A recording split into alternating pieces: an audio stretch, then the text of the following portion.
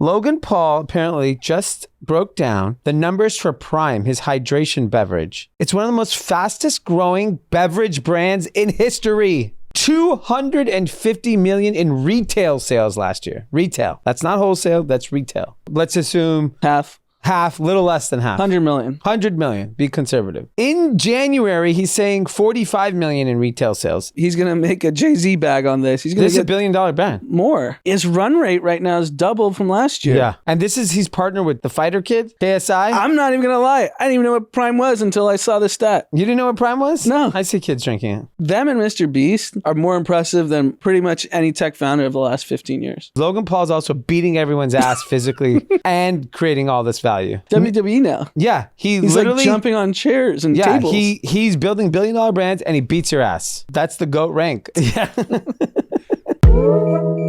Cash. Ladies and gentlemen, group chat. Cash. It's $1 trillion. Hot. All right, everyone, we are back. Super Bowl, waste management. Las Vegas, been everywhere, lots of stories to tell. Before we kick off into the episode, I almost got the Super Bowl score right. That's right. We forgot to touch it. I said it would be 42 Eagles, 38 Kansas City Chiefs. If it wasn't for the cheating play by the referees, we may have gotten that score. Yeah, if Eagles come down and score, you nailed it. Nailed it. So it ended up being 38-35, so I did predict the Chiefs scores correctly. They would have I told you to put money on this. I know. Had you put 38 points exact Chiefs, 42 exact Eagles, you would have made a fortune. No, I wouldn't have. If you just separate bets. Oh, how many points? Yeah. Yeah, Chiefs 38. Or if I just said it was over 80 or over 70 instead of 51, I would have got crazy odds. Yeah. Could have made a fortune. I'm an oracle of sort. Yeah, it's pretty impressive. So we give a big recap of the weekend of everything that happened, and then we get into news. Stock market are ripping. It does not matter what the news is. Inflation, deflation. Ripping. Yeah. Inflation's ripping. Stock market's ripping. People are spending. People are spending. Can't get a flight. Can't get a hotel room. Yeah. I don't know. Everyone's at Waste Management. Rich. We talk about Jay-Z and his big settlement with Bacardi. Man keeps getting richer. Anand's pissed off at Elon. Logan Paul has made my Mount Rushmore. Yep. I'm going to tell you my Mount Rushmore of what? Probably the most important list I've ever come out with. And so much more. Let's get into it. All right, everyone. We are back. Sorry for the long break. After this wild weekend at Super Bowl, I had to head to Vegas for the trade shows for the apparel industry. And I just got back into town. So we are back in studio. And we're going to give you a nice little recap to start the week. Yeah. Anand and I were in Phoenix, Scottsdale for the Super Bowl. Got there Friday morning. And we went with our friends from the H-Wood group who threw like the party there that I'm sure is all over TikTok. And our good friend Mikey, who we go to the Super Bowl with every year. And, what was interesting is similar to the last time the Super Bowl was in Scottsdale, the Waste Management Phoenix Open was also happening. So the city is just crowded with people. And it's just a wild weekend. I think the most interesting things kind of to really, I think it was competing with attention, like why were people in Scottsdale?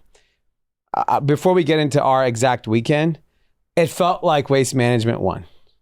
Yeah, it definitely did. It felt like wherever you went, it was a golf fan vibe, not an NFL fan vibe. Yeah. And I think the weekend, we'll get into it more, but it felt like the only people there for the game were the people actually going to the game, and then kind of nightlife folks who do the events. Yes. I didn't see the way 8 years ago in 2015 where it was overwhelmingly people that just flew in from, that game was Patriots Seahawks, and you had fans from either team that came just to watch the game there and get the atmosphere. Yeah. It didn't feel like people came to enjoy the atmosphere. It was just like nightlife people who go to all the events. Yeah. So the same people that go to Art Basel, go to Super Bowl, go to Coachella. Yeah. But then what's unique about the Super Bowl typically is that there's an overwhelming fan base that don't attend the game that still just want to experience it, and I didn't see that. Yeah. I think that's right. And I'll give you my reasons on why I think that's the case. But let's get into, day one, Friday.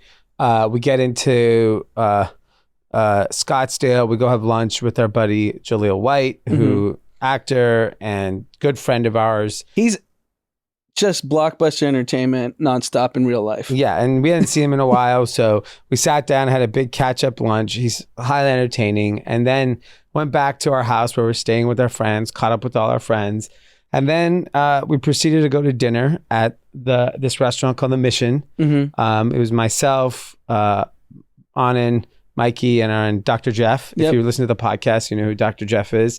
And our guy, Joe Diggs, who's a local of Scottsdale, kind of set us up for the weekend with the restaurants, places to go to, all of that stuff. So the first night was the Mission, highly regarded Mexican restaurant in Scottsdale. We go there, we have a great meal. And then, we had a relatively early dinner. So we ended up walking over to the W where Joe was, had a drink there. And I think the Friday beers party was happening there. Yep. And, it's busy. There's people. It's still early in the night. It's like 9 o'clock or 8 o'clock. The golfers were out, though. The golfers were hammered. Yes. Hammered. And so we get there and have a drink, hang out for a little. And then we saw the traffic and we had to go another 20, 30 minutes to the H. Wood Drake event. So we were like, all right, let's just hop in the car and let's go. So we get there early. It hasn't even opened yet. We're basically... We opened the party. Yeah, basically putting out the ice. Yeah. And I think we got over there so early. We're like literally like staff was showing up. Yeah. And so we're just sitting there hanging out.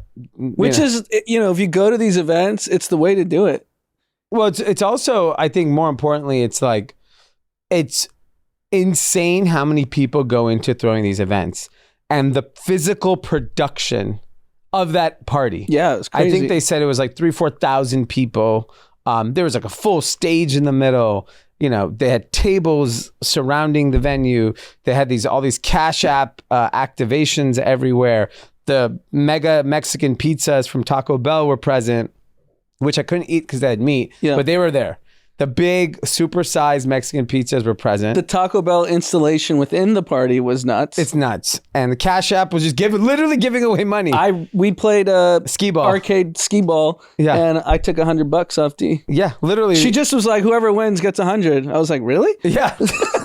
And we literally rolled a couple balls. Yeah. And I think then the party starts. All our friends start coming in. All the talent starts coming in, and it gets crowded. Wait, you're not talent?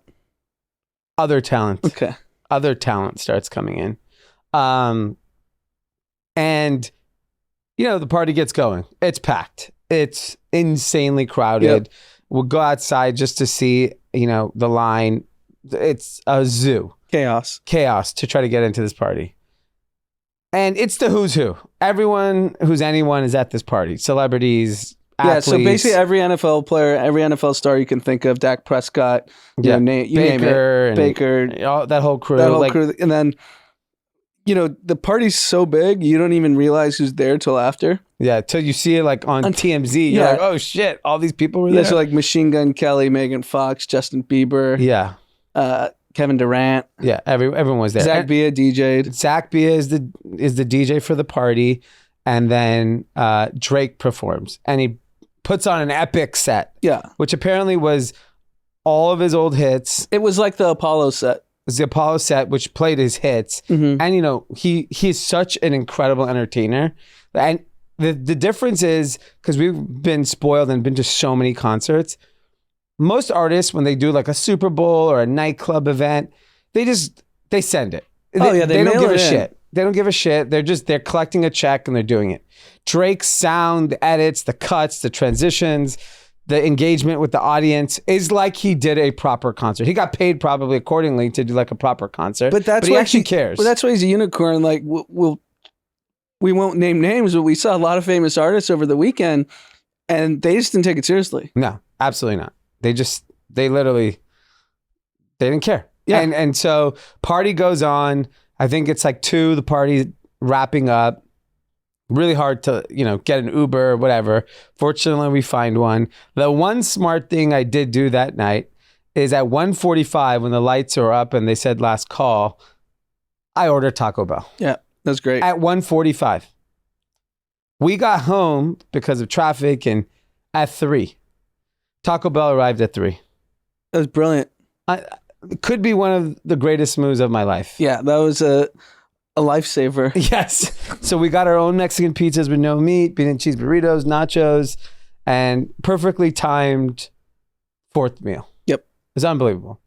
And so if you are in our Discord, we put in our Discord for all the Chatty Cathy club members that we wanted to do a meetup Saturday morning, 11 a.m.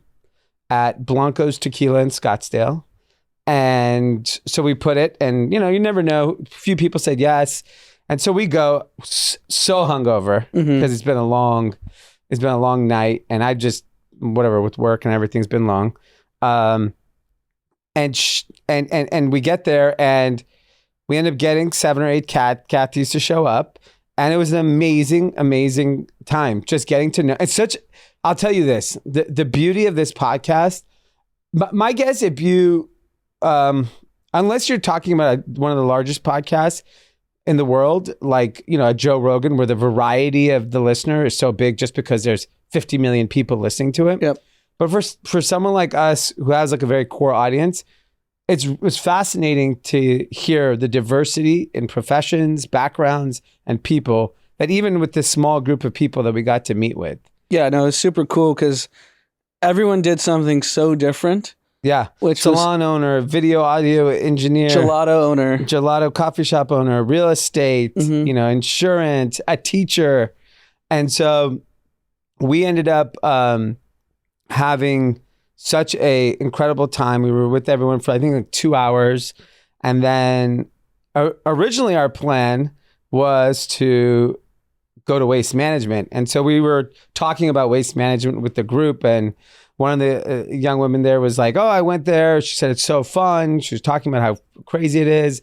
And I was like, I want to go to waste management. Yeah, you were really dialed. I really wanted to go. And Anand's like, I think we got a situation, but we had to go with a larger group to some suite at earlier in the morning, but we opted to obviously do the meetup. So we were like, I had another friend was like, hey, I had 2 other friends were like, I got tickets if you guys want to come with us.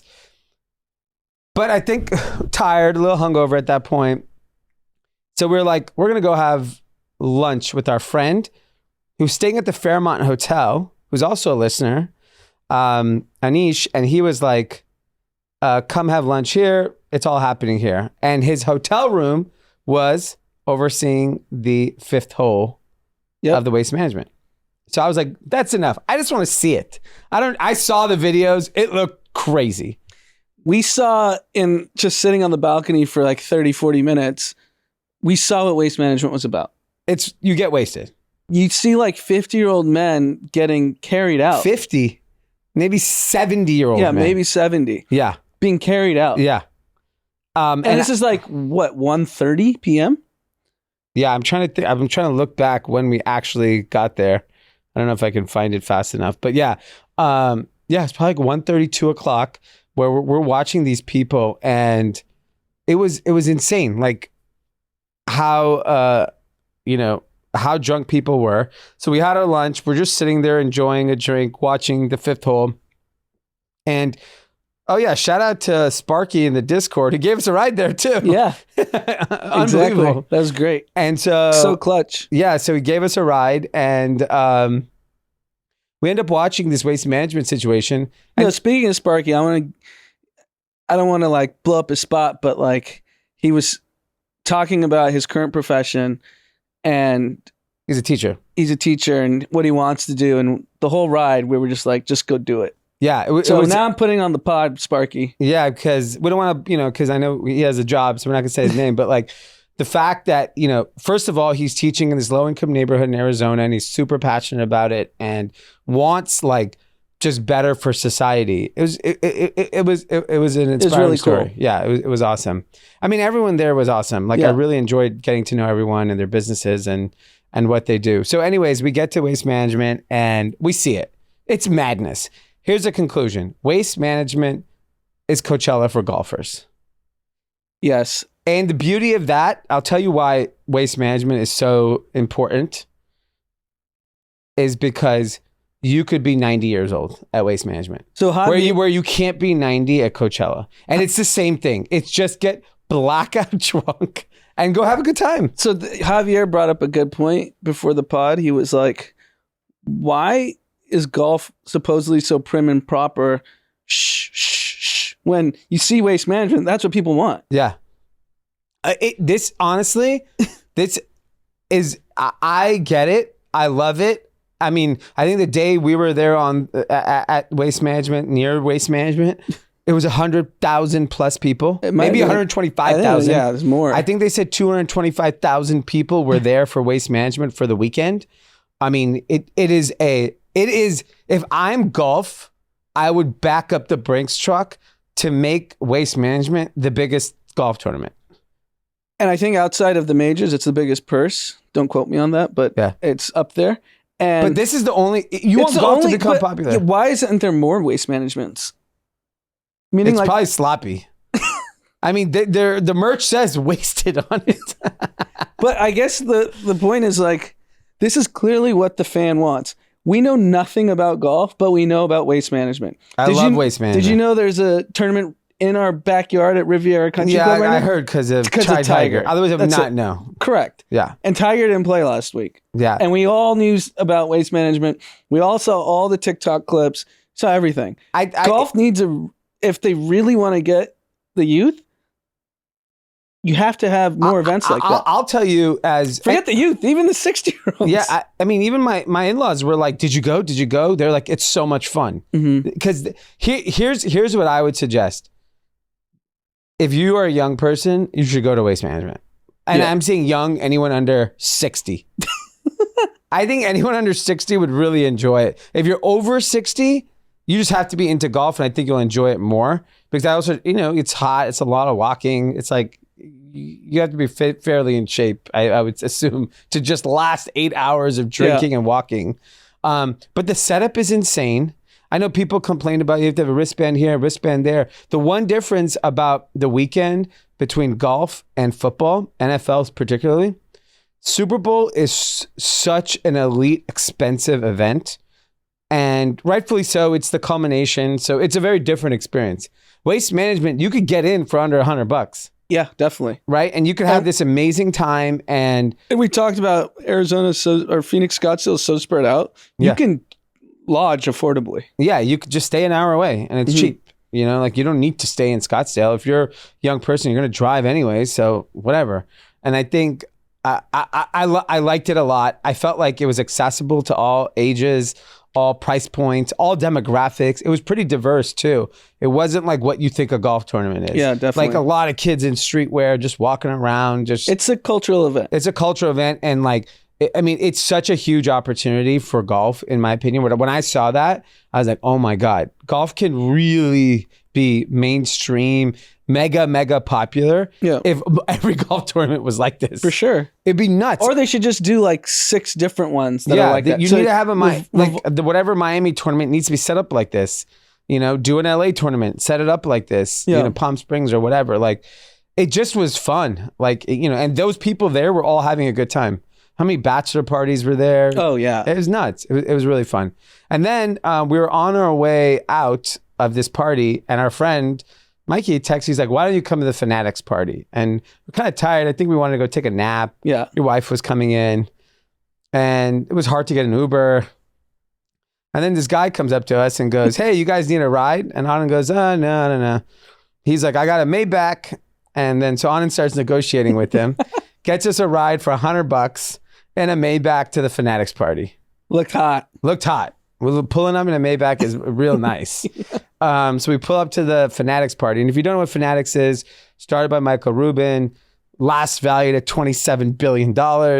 Just an insane business person, incredible business. He's basically cornered the sports licensing market and is like the largest seller of sports merchandise. And he is very famous for throwing a Super Bowl party Saturday before the Super Bowl in the afternoon.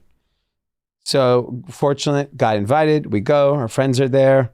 And H Wood had the best actual party for the fun and experience.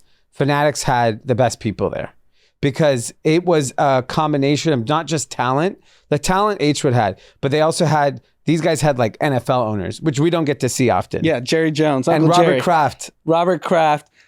Yeah, Travis Scott's on stage, hands him a bottle of 1942, and Robert Kraft just takes a huge swig. Yeah. This guy's 81 years old. And by the way, I think half the stage took a huge swing. Yes, everyone. But he's 81. Yeah.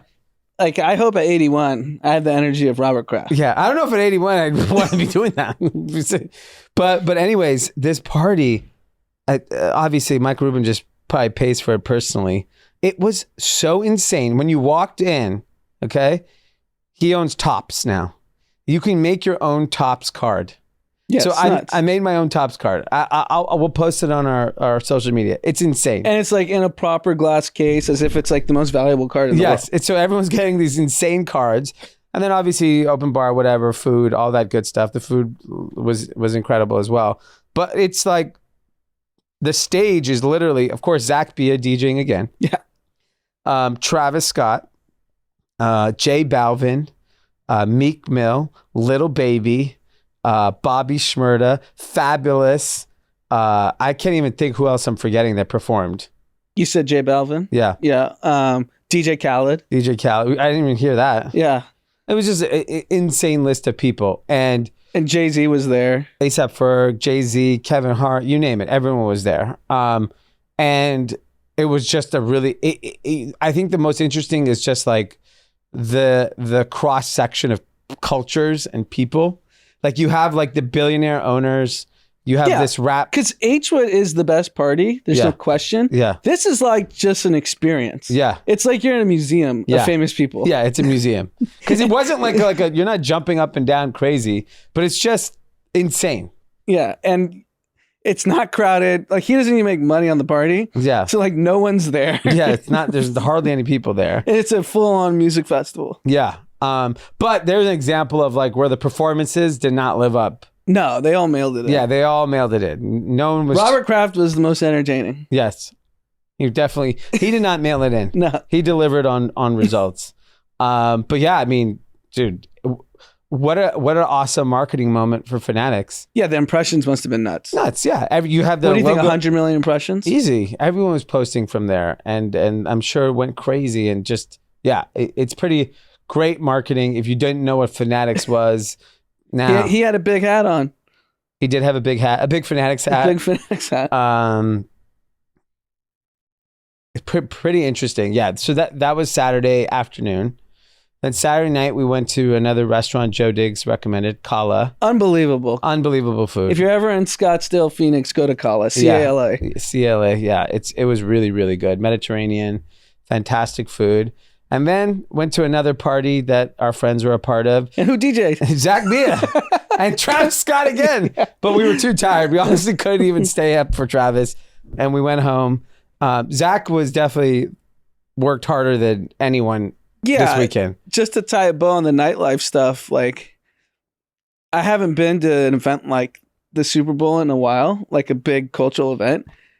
The escalation of Zach Bia's fame is fucking nuts. Nuts. Yeah. Like he's so famous. So, I mean, when you look on stage and it's like Travis and Robert Kraft and Michael Rubin and Zach. Yeah, that's literally who's on stage. Yeah. And like when Drake goes on to perform on Friday night at the H-Wood party, Drake's shouting him shout out to my brother Zach. Yeah. Travis Scott's on stage. Where's Zach? We need to do a shot together. Yeah. Zach. Yeah. It's just Zach mania.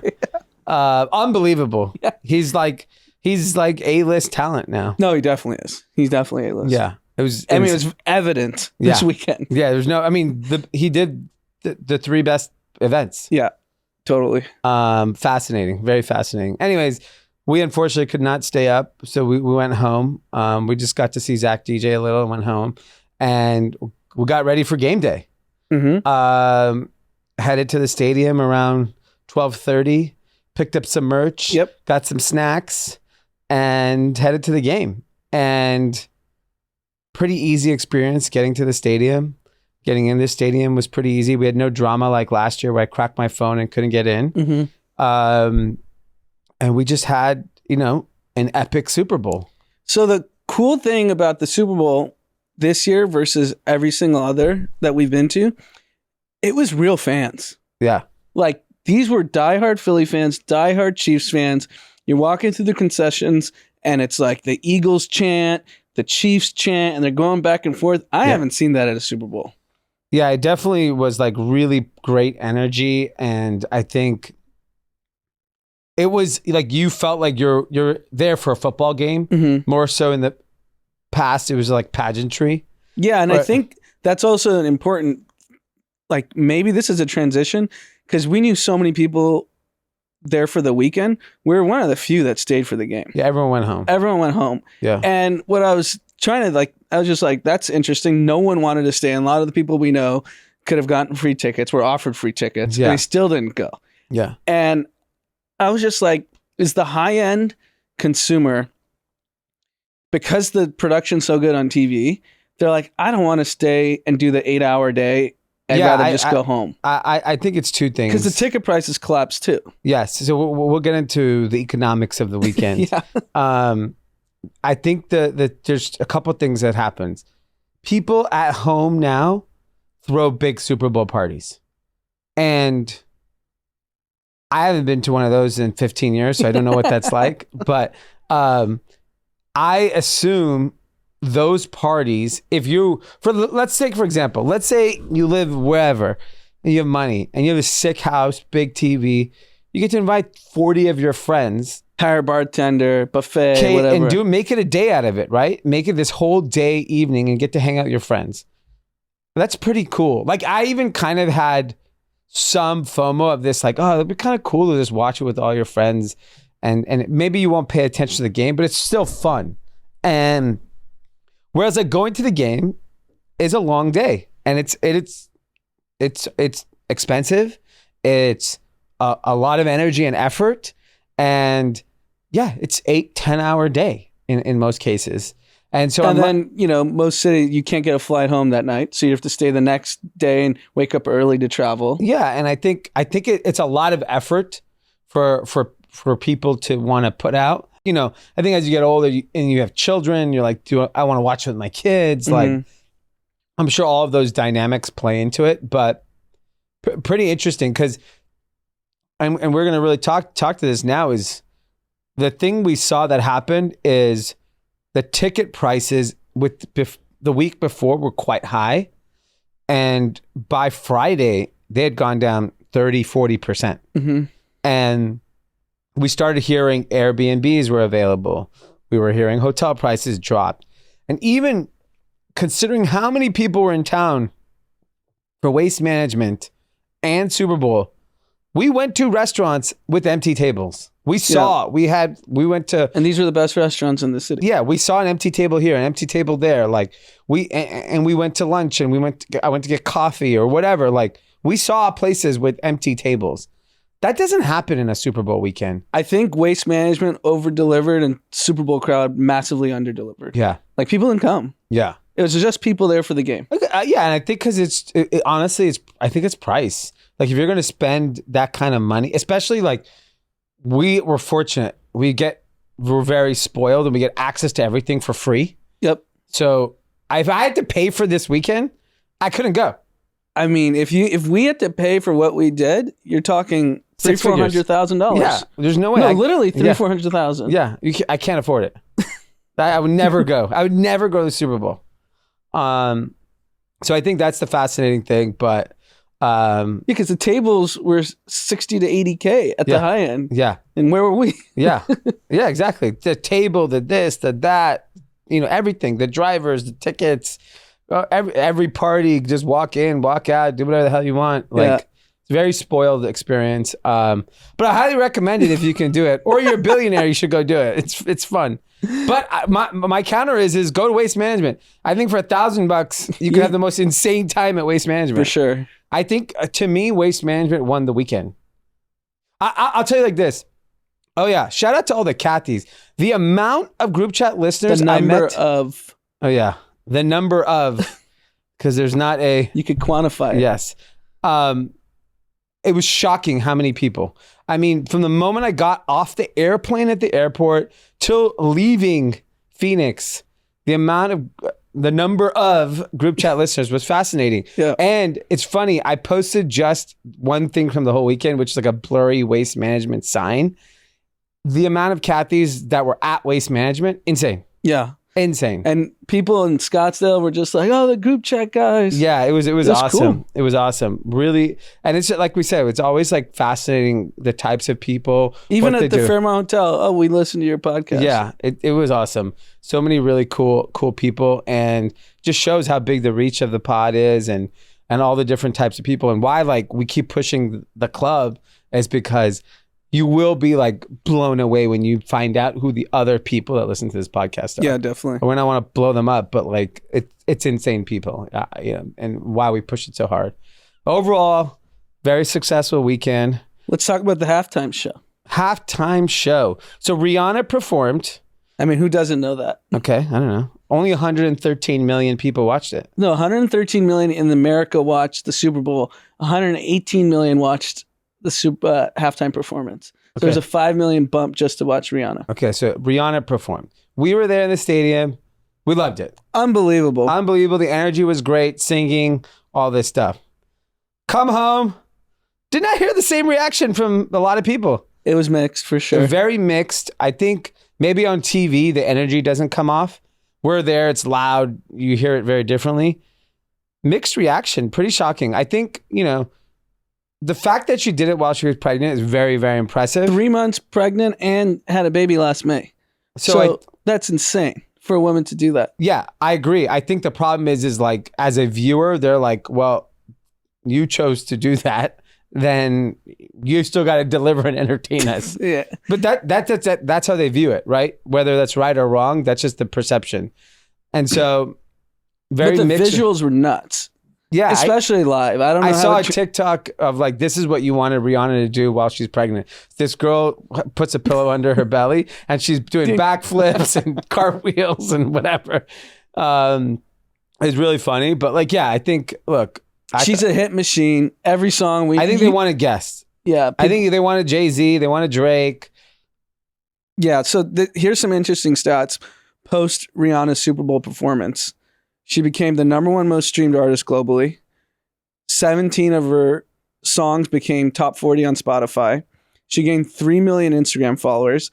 And then she did that Fenty, Where she wore makeup. and the performance.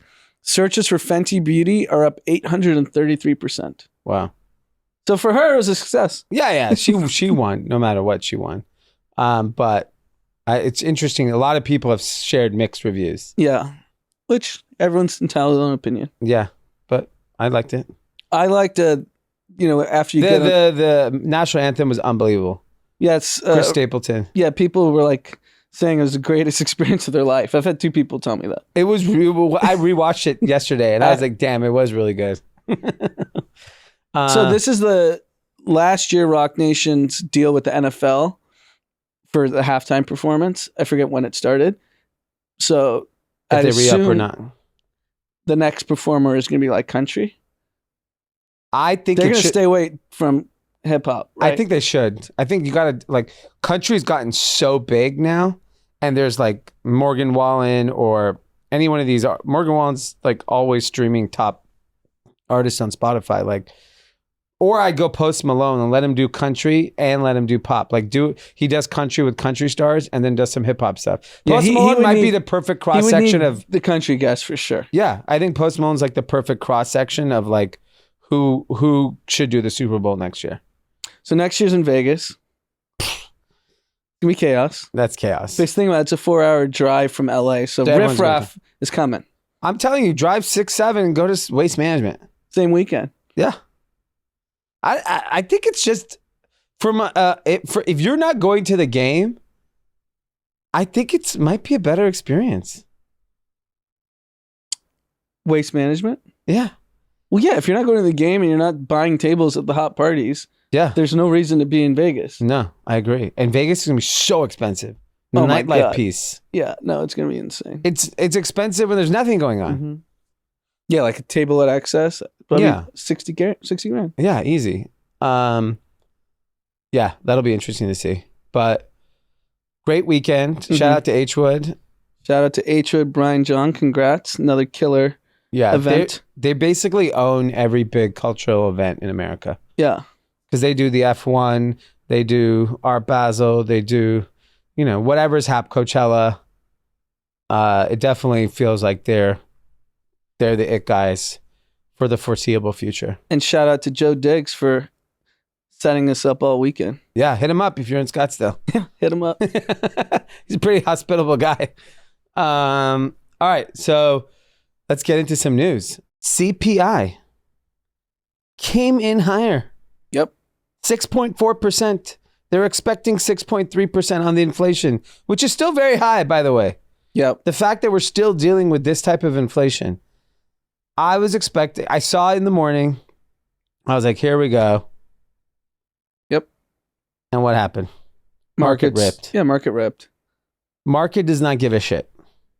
Yeah. So, I mean, this is what the fascinating thing, even anecdotally from Phoenix, and then you just look at the numbers, you would think with interest rates or mortgage rates as high as they are, I know they've come down from 7 to 6, but I think they creeped up again. Everyone's saying the real estate market's on fire. So at the Cathy meetup, Josh was his name, correct? Yeah. Josh was sharing that he's in residential real estate, new home development in Phoenix. And he said the last 6 months of last year was slow. Yeah, he was saying people were getting nervous because even leading up to December, that things were slow. And what happened? Second week of Jan, ripping. Yeah, and Phoenix is one of those markets that... I literally said, I thought it was falling apart. Yeah, and now you're hearing everywhere that real estate's on fire. I mean, you look at the airports. So I'll give you an example. Phoenix, obviously, airport was bananas. Yeah. By the way, let me tell you what happened at Phoenix Airport. I get there like 30 minutes before my flight because it took an hour because of traffic in the airport. There's 1,500 people probably in line. I ask, how long is this going to take? I'm just curious. 1 hour. I'm like, I have Clear. Pull up to Clear, TSA pre-check, 1 minute. Literally 1 minute. I timed it. 1 minute to get through the entire thing to my gate. Yeah.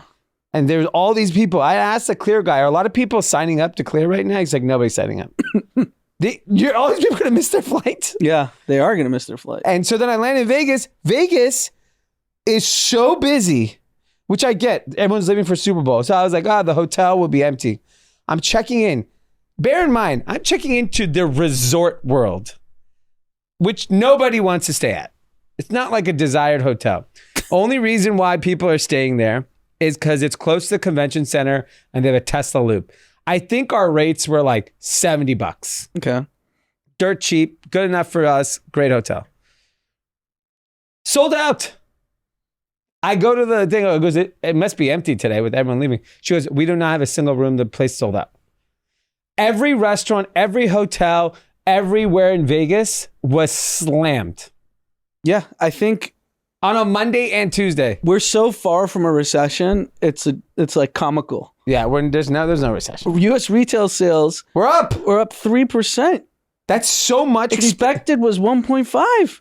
It doubled. What's the base of it? Like $1 trillion. Yeah. I mean, the consumer is so strong. The economy is so strong. I don't know. And then that begs the question, does it matter that inflation's this high? If it's not affecting the consumer, does it matter? Because they're making no changes to their life. No one's made a change. Real estate's on fire, even in the secondary markets. We know the primary markets. Rent in New York's up 15%. Yeah, I'm looking at I think dining out is up 4.5%. Yeah, you cannot break the American consumer. Yeah. That's the thing that, was so different than 2008 that everyone kind of misread, is that in 2008, it was actually a systemic problem. Like people are over levered on their homes. So just a little decline in equity value, you're smoked. And in this market, there is no systemic problem other than we put too much money into the economy. So therefore, we have inflated goods. Yeah. Are we in a permanent inflationary environment? It's a actually good question. That we're not seeing any effect on the economy, and inflation's still hot. Yeah, I mean, look, food services and drinking places surged 7.2%. Yeah. This is while food prices are all-time high. Gas is still remains to be high. Gas is still high. Yeah. Food prices are high. Everything's more expensive. But the economy's stronger than ever. I guess everyone still has jobs. Yeah, people still have, unemployment's low. Yeah. So no one had a structural economic problem in the last 3 years. Yeah. It was just things got more expensive because there's more money put in, and maybe that's permanent. Yeah. Like, what are we going to have to do to get to the 2% target that Powell wants? I mean, yeah, interest rates are going to just keep going up. They're not going to stop. But what's the point of it? Why not?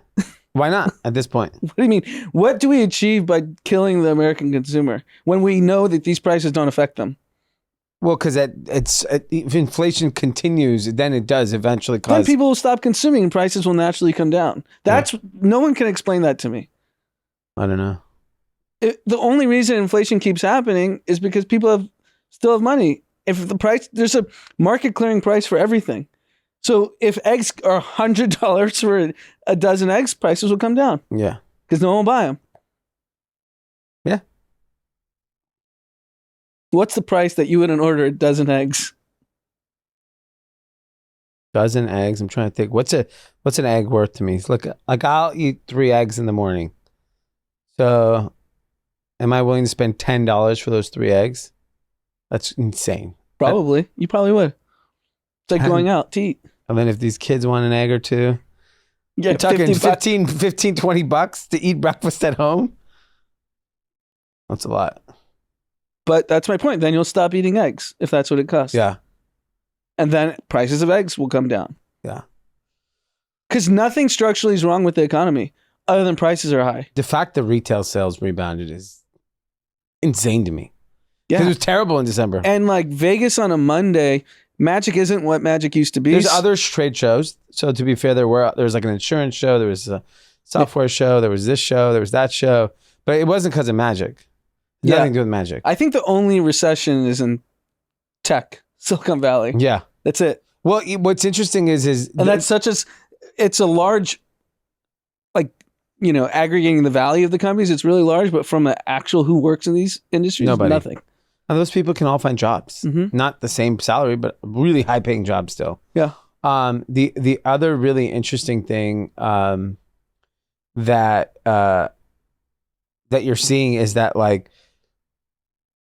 in tech specifically, I saw this headline from Information that Elon Musk at Twitter cut 75% of his Salesforce bill. And anecdotally, we cut our AWS bill in half recently. To me, like, that's an area that will suffer in this economy. For sure. Like cloud services. Yeah. Like, you're just like, if I can cut, because I think when people see the Elon headline on that, if I'm a big tech CEO, I'm like, I could probably cut 10%. Yeah, if you think about any company that has some sort of technology, not talking about like Silicon Valley backed company. Yeah. They probably subscribe to like 10 to 15 different services. Yeah, and it's probably in the Asana, Slack. You're telling me you can't cut 10%? If everyone cuts 10% of their SaaS business. Yeah, it decimates. I actually think these businesses, you know, these AWS, cloud services. So what was the impetus for you cutting AWS? I just was looking at a place to cut. But you weren't using it? So what is that replace? It was software that was sitting in AWS was eating up half our storage. And that software that we were supposedly using, we were not using. Got it. So I was like, it's taking up half the bill, cut both. Think about that ripple effect. Yes. Think about if every company in Silicon Valley and every big Fortune 1000 company goes, look, I need you to cut 10% on cloud. 10% on your Salesforce bill. You could blindly do that the same way you cut your staff and have no impact on your business. So the ripple effect will be so damning on those types of businesses.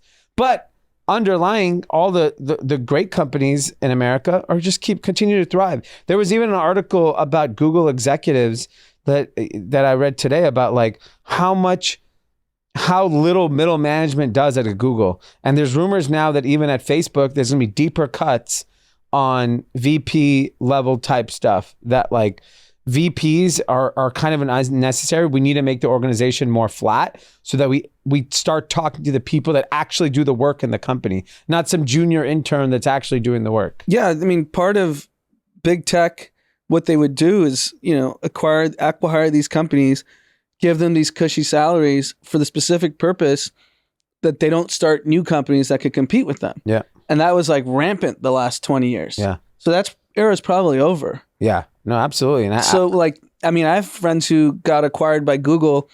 They would just show up, make a shitload of money, and read books. Yeah.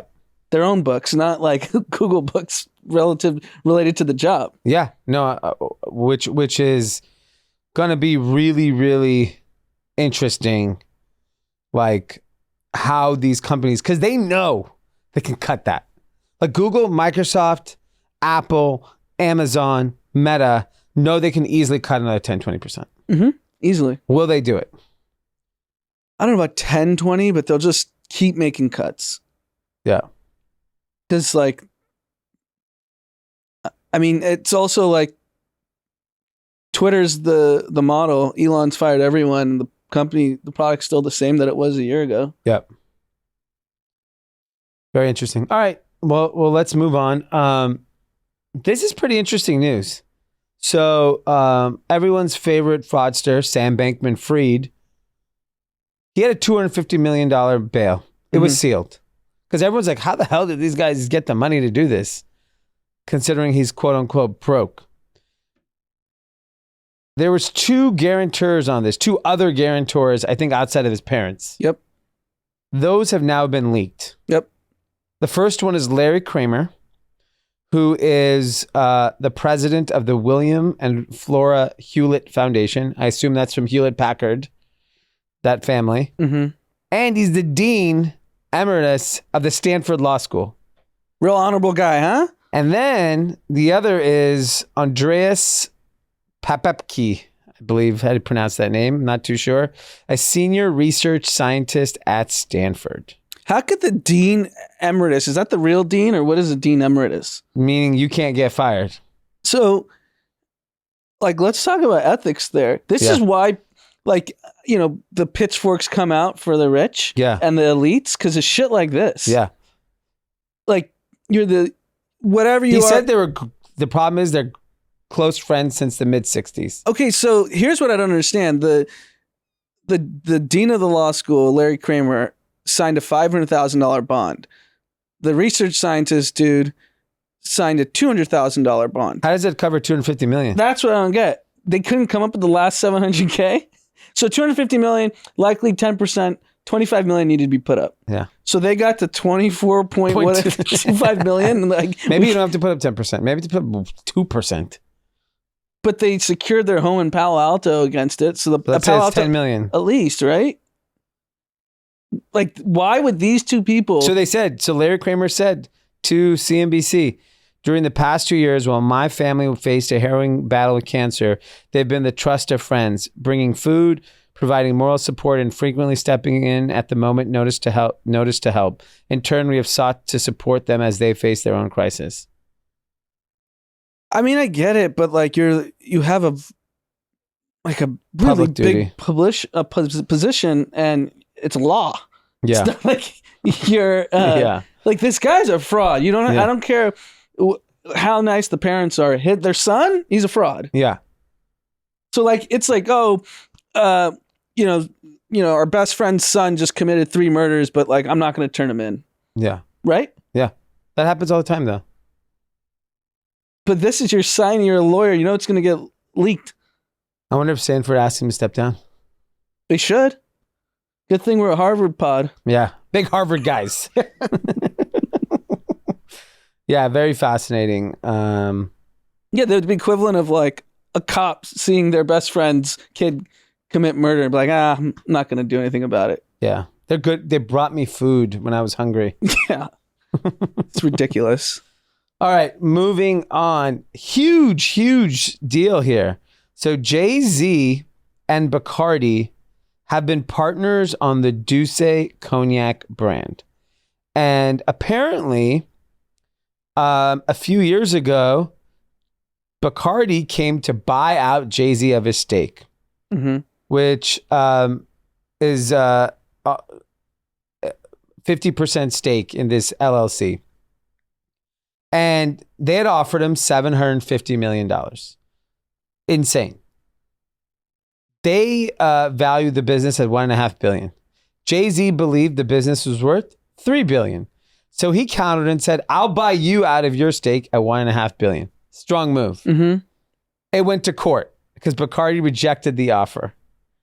Now they've come on a settlement. And I think it's valuing the business. I think it's like a one-time payment and then still retaining ownership in the business. So they came to some sort of settlement. But pretty fascinating that one, Douce is worth $3 billion. Right. That's freaking wild. So now Bacardi is now going to own 75% of the business. And it sounds like Jay-Z and whomever else will own 25%. And it looks like he may have got $750 million in cash. Man, that guy just keeps making money. It's unbelievable. He sold Tidal. I mean, so he's already a billionaire and he's getting an extra 750, or I guess his stake would have been worth part of the billion. Yeah. But this is cash. Yeah, it's pretty wild. It's crazy that like he's the coolest guy, like maybe ever, rich as hell. Yeah. But when Blue Ivy won that picture, she was ordering him around at the Super Bowl. Did you see that TikTok? Yeah. And like she's like, Dad, take the video. Picture, yeah. Because she was doing like a TikTok dance or something. That's what it was? Okay. She jumped and then Jay-Z. That's so funny. The humility of parenting. Yeah. But good for him. Huge deal. It's blown away how big Douce is because it's not cheap. No. He really hits on everything, huh? Yeah. You know what I think it is? Forget the whether the economics of some of these business numbers make any sense. I think is you generally just want to be in business with him. And I think he knows how to navigate that really, really well. Yeah. Like, is it worth owning Tidal for Jack Dorsey and Square? Probably not. Yeah, but it is worth it to be in the business of Jay-Z. Yes. And you paid. It's why everyone funded Elon's $44 billion BS purchase of Twitter. Yeah, who cares? They're like, we'll take this L on this. Yeah. And hopefully throws a bone for Boring Company. Exactly. Yeah. All right. I'm going to let you take the next one. Oh, yeah. This is Anand's favorite topic of the day. Go for it. So Elon Musk, that free speech absolutist, the guy fighter for us all little people. The guy who's going to save the world, got ticked off on Sunday during the Super Bowl because Joe Biden had a tweet that had 29 million impressions of him supporting the Eagles, and Musk's tweet only had 9 million. He ordered Twitter engineers to amplify his tweet, and that was the situation. So much for free speech absolutist Elon Musk. He, preaches this like very loudly, like this, he's going to come and save, like this is the town he didn't square. ban Joe Biden. No, but he amplified his voice. Yeah. So he controls, this was his argument, the public town square, the people should decide what, Some people are taller in the public town square. Exactly. And then this guy's supposed to be even-handed. I'm not Republican or Democrat. I don't care left-leaning, right-leaning. Now I control the town square and give free speech. A, this is bullshit that he did that. And then B, he sat next to Rupert Murdoch at the Super Bowl. So he sat next to the guy who's architected the Republican Party for the last 20 years. Yeah. How are you even-handed? And then you have Matt Taibbi. He did tweet that he voted for Biden, though. Sure, but that was, 2 years ago now, 3 years ago. And he's clearly changed his view on everything. Yeah. At least he pretended to. And then you have Matt Taibbi on Joe Rogan. I was listening to it because I knew all they're going to do is it was a jerk off session for Elon Musk, how he's going to save the world. He's not doing shit. He's no different than the previous Twitter owners. He's not banning anyone though. What's that? He's not banning anyone though. Well, he did ban all the flight people, remember? They were retweeting the flight. Well, that could be, you can give So an my argument. point is, he's no different than any company. When you're the owner, you get to decide what happens. Yeah, I agree with that. And I think that's no different than the previous Twitter administration. Yeah, they just did it for their self-serving purposes. Exactly, but don't pretend like you're this, like, I'm going to be this unbiased, like, even-handed. Yeah, I mean, I never had any expectation that he was. Maybe other people did. I mean, if you listen to Rogan and Matt Taibbi, they thought he's going to save the world. If it was a 30-minute podcast, I would listen to it. I'm not going to listen to it. And Joe Rogan has 20 million views per pod, so they're all going to. His listeners believe that. Yeah, I agree. I never expect anybody to be But that's fully. you. Yeah. Everyone else. The Elon fans, the Elon stans. I don't expect New York Times to be unbiased. I don't expect Fox News to be unbiased. When you own a company, just like you're an owner of a company, you get to do whatever the hell you want. Yeah, I like that. That's fine. Yeah. There's no one's confused about that. I agree.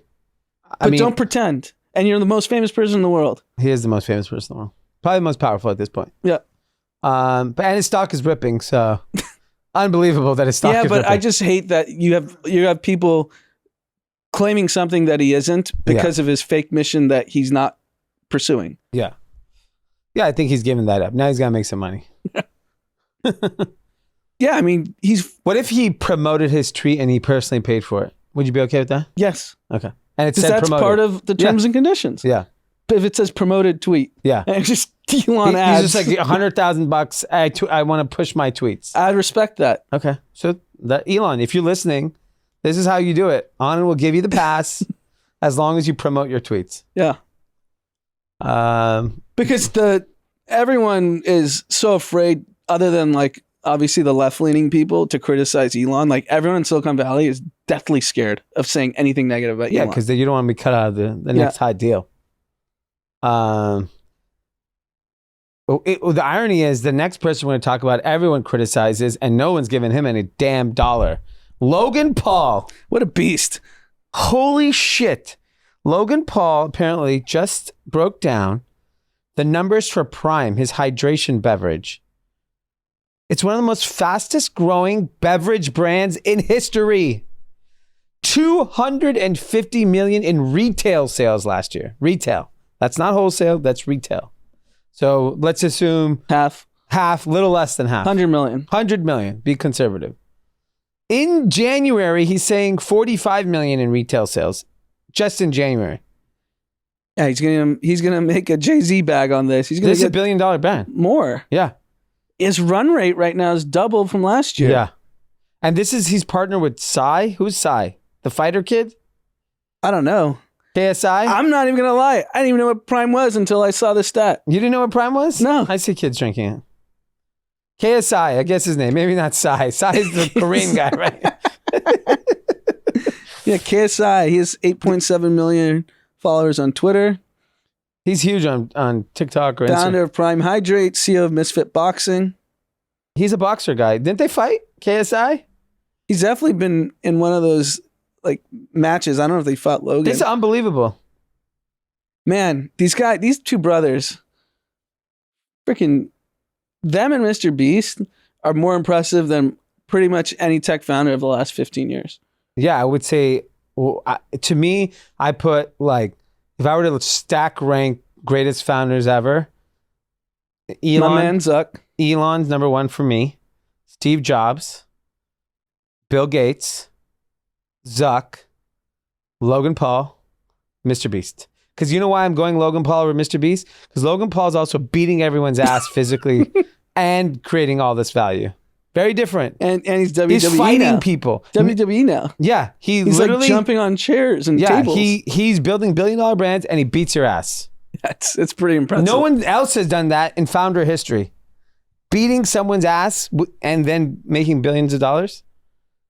No, Floyd hasn't. No. He's been a good fighter, but he's not been a great businessman. Right. Mike Tyson hasn't done it. No. I'm trying to think. That's the GOAT rank of founders. It's a good rank. Good list. Yeah.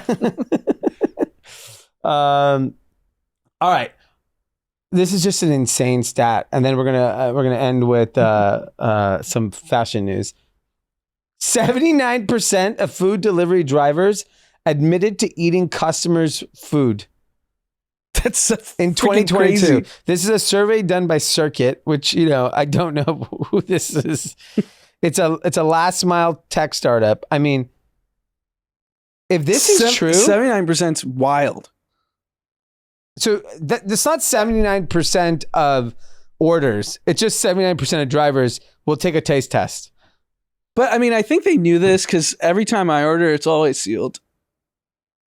Like I ordered Virgil for lunch to the office, and it's taped and stapled. Like he couldn't have got my food. I mean, if I'm that guy, I open it up, grab a couple bites, and have a stapler in my car.